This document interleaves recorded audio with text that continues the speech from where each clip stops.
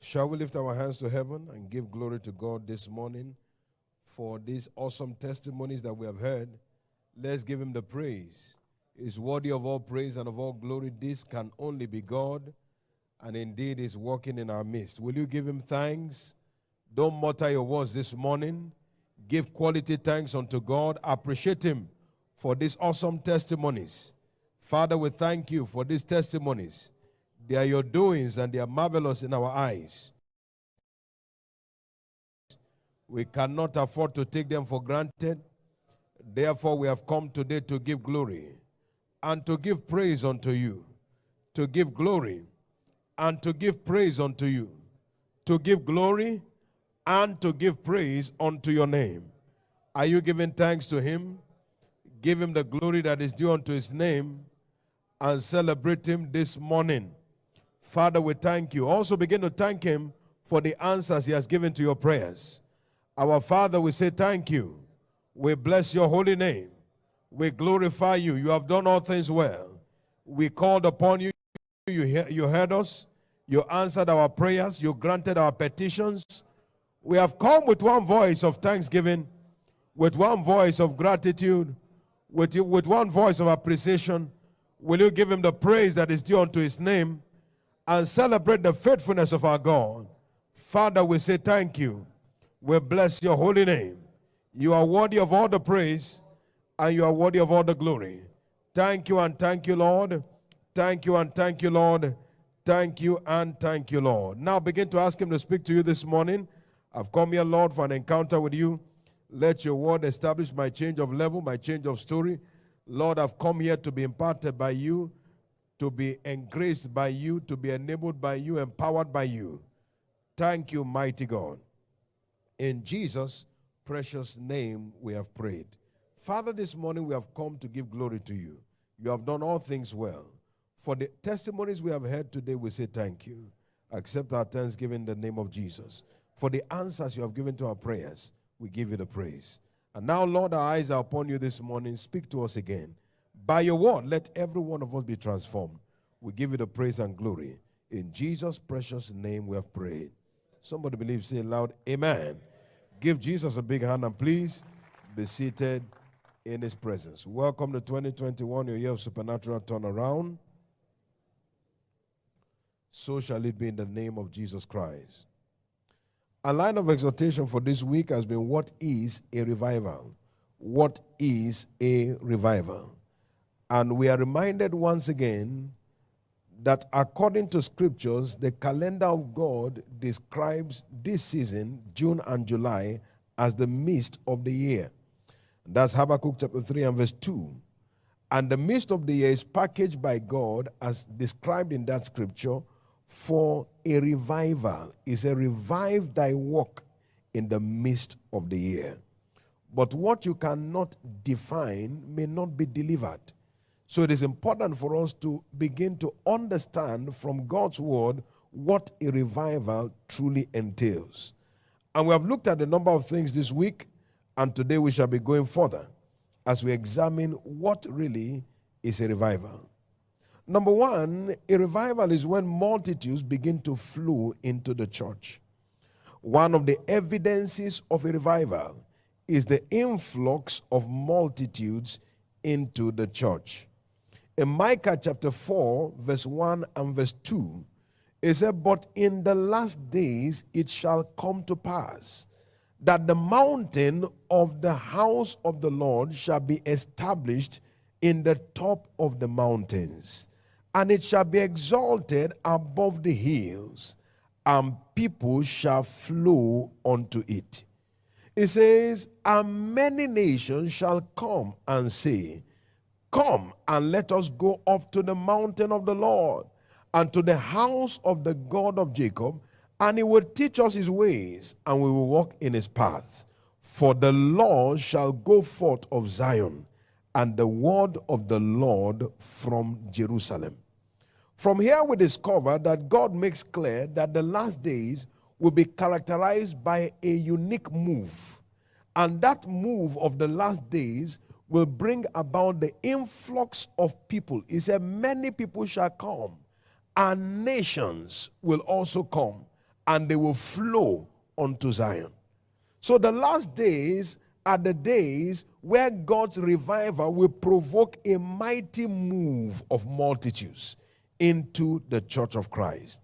In Acts chapter 4, the Bible shows us a picture of this in verse 4. It says, howbeit many of them which heard the word believed, and the number of the men was about 5,000. We see all of this taking place after the Holy Ghost came down in chapter 2. By chapter 4, there was the influx of multitudes. Chapter 5 of Acts and verse 14, God's word again tells us, it says that the believers were the more added unto the Lord multitudes of men and of women. So the last day revival will bring about the addition of multitudes. In Acts chapter 6 and verse 7, God's word declares there, and the word of God increased, and the number of disciples multiplied in Jerusalem greatly. So we discover that this revival brings about supernatural influx of souls into the kingdom. And Acts chapter 13 and verse 44, it said the next Sabbath day, almost the whole city came together to hear the word of the Lord. That is the characteristic of a revival. So there is usually the massive influx of souls, men, women, old, young, rushing into the kingdom. A church flow, people flowing like water into the kingdom of God. That is the characteristic of a revival. Shout hallelujah. That's the characteristic of a revival. So you can't talk about revival without massive influx of multitudes into the kingdom. It is a mechanism through which God brings about a mighty harvest. And I see that becoming our experience in this prophetic season in the name of Jesus Christ. Somebody believe it, say loud, amen.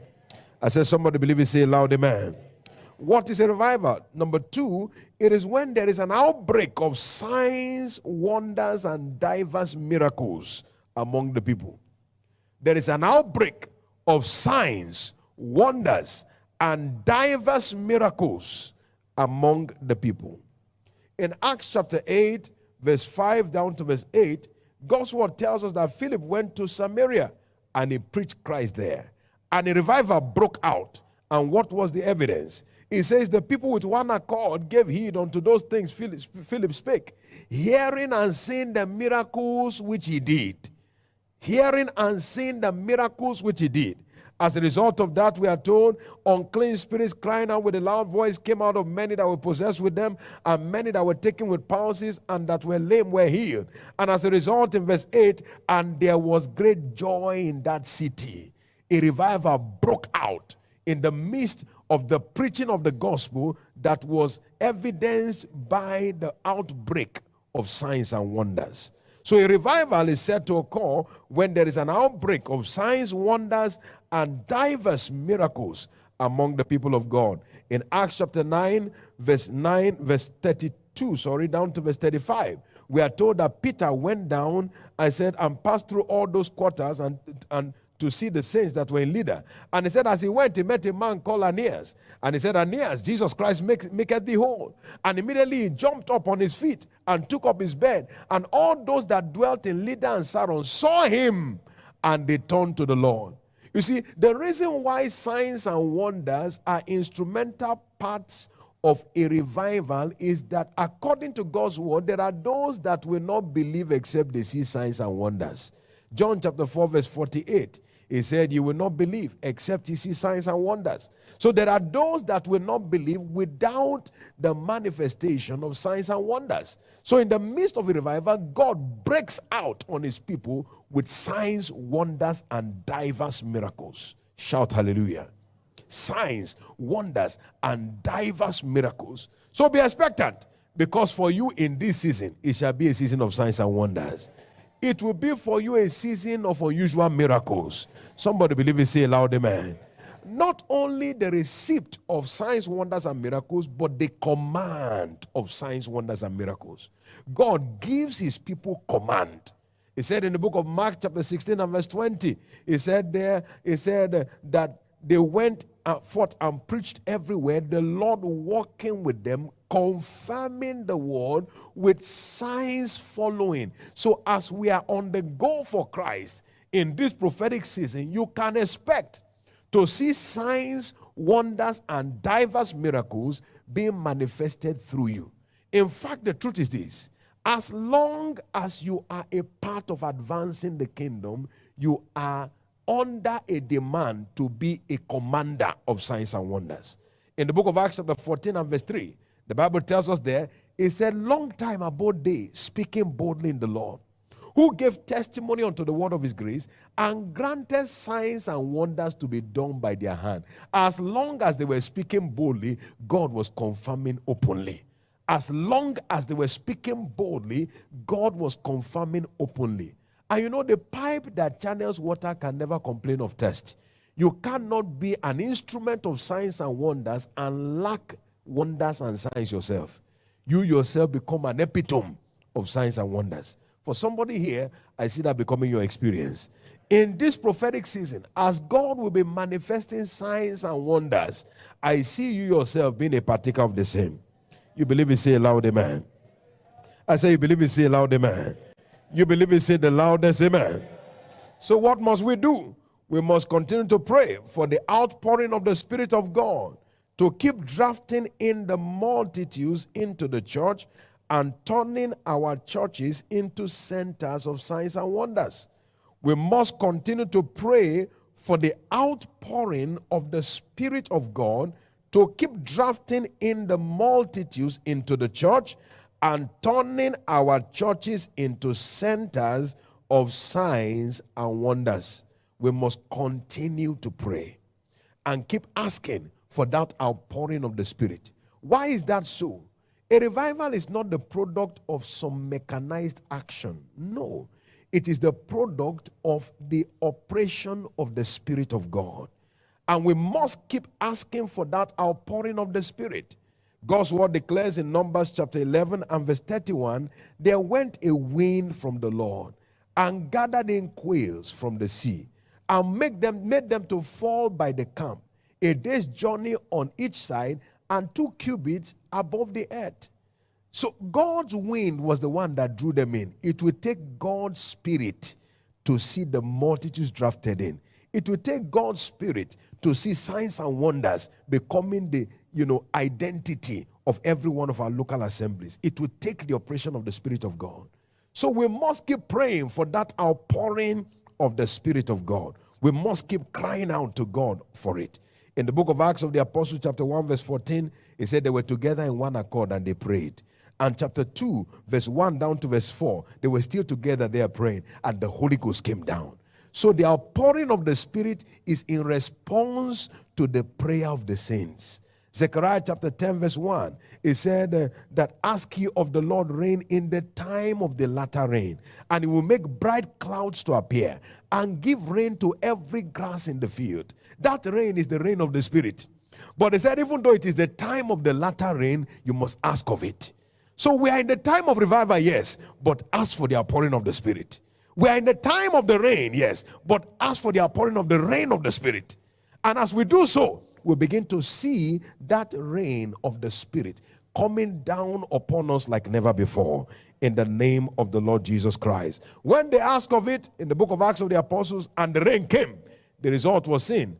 In Acts chapter 2 and verse 41, it said that day 3,000 were added to the church. As they asked for the rain came, and instantly we saw the influx of the multitudes. Not only that, in Acts chapter 4, we saw also, as they asked him for that outpouring of the rain, verse 29 and verse 30, they said, Lord, behold their threatenings, and grant that thy servant with all boldness, that they may speak thy word, and that you will stretch forth your hand to heal, and that signs and wonders will be done by the name of your holy child Jesus. And by verse 33, it said the place where they had prayed was shaken, and with great power the apostles gave witness to the resurrection of the Lord Jesus, and great grace was upon them all. They asked for the rain, and the rain poured out upon them, and the result was signs and wonders. We shall see the multitudes gathered. We shall see wonders, fearful wonders taking place in our midst in the name of Jesus Christ. Somebody believe it, say loud amen. Will you rise on your feet with me this morning? Stretch your hand towards heaven and just ask of the Lord, Lord, pour out your spirit afresh. Pour out your spirit afresh. Pour out your spirit afresh. Pour out your spirit afresh. When the poor and the needy seek water, and there is none, and their tongue faileth for test, I, the Lord, will hear them. I, the Lord, will not forsake them. I will open up rivers in high places. Now pour out your spirit, O Lord. Pour out your spirit afresh. Pour out your spirit afresh. Pour out your spirit afresh, manifesting in our midst with the ingathering of souls in the order we have never seen before. Pour out your spirit afresh, manifesting in our midst with fearful signs, wonders, and diverse miracles. Pour out your spirit afresh, O Lord. Pour out your spirit afresh, O Lord. Pour out your spirit afresh. Let there be an outpouring. Let there be an outpouring. Let there be an outpouring. Let there be an outpouring of your spirit. An outpouring of your spirit. The order we have never experienced before. Why not begin to charge up in the spirit right now? As you pray in the Holy Ghost, charge up in the spirit right now. As you pray in the Holy Ghost, charge up in the spirit right now. As you pray in the Holy Ghost, connecting with the outpouring of the Holy Ghost right now. Lift your voice and charge up in the spirit right now, right now, right now, right now. Connecting with the outpouring. He said, ask of the Lord rain. He will cause rain to come upon every one grass in the field. Connect right now. Connect right now. Connect right now. Yes, Lord. Now lift your hand and begin to give glory unto him. Begin to give glory unto him. Begin to give glory unto him. Father, thank you. In Jesus' precious name we have prayed. We have asked of him, we shall see the rain fall. There will be a deluge of the outpouring of the Spirit of God. We shall see multitudes rushing into the kingdom of God. We shall see signs and wonders, the order that will make the ears of men to tingle. In the name of the Lord Jesus, so shall it be. In Jesus' precious name. You believe it? Say loud, amen. Don't forget, today is the third day in our week of spiritual emphasis. And after 2 days, he will revive us. And on the third day, he will raise us up. Now speak to the day and begin to declare what this third day must deliver. Begin to declare what this third day must deliver. Speak to it right now. Speak to it right now. And make your decrees. Make your declaration. Make your decrees and make your declaration. Whatever you declare and whatever you decree, God is bound to deliver. Will you right now make your decrees? On the third day, he will raise us up. He will raise us up. I'm changing position. I'm changing level. My spiritual fire is going to a new dimension. Will you speak to the day right now? There is a quickening in the inner man. There is a change of story, a change of level, a change of status in the name of Jesus Christ. Thank you, mighty God. In Jesus' precious name we have prayed. As you have declared this morning, so shall it be unto you. In Jesus' precious name. Amen and amen. It is done. In Jesus' precious name. Let's share the goodness of the Lord together. Surely God's goodness and mercy shall follow us all the days of our lives, and we shall dwell in the house of the Lord forever. Amen. Peace. Welcome to 2021, your year of supernatural turnaround. Then expect turnaround to become your new identity from henceforth. Amen and amen. So shall it be. Congratulate somebody as you go and be blessed as you do. We have flyers available. You can pick up what you require. And don't forget.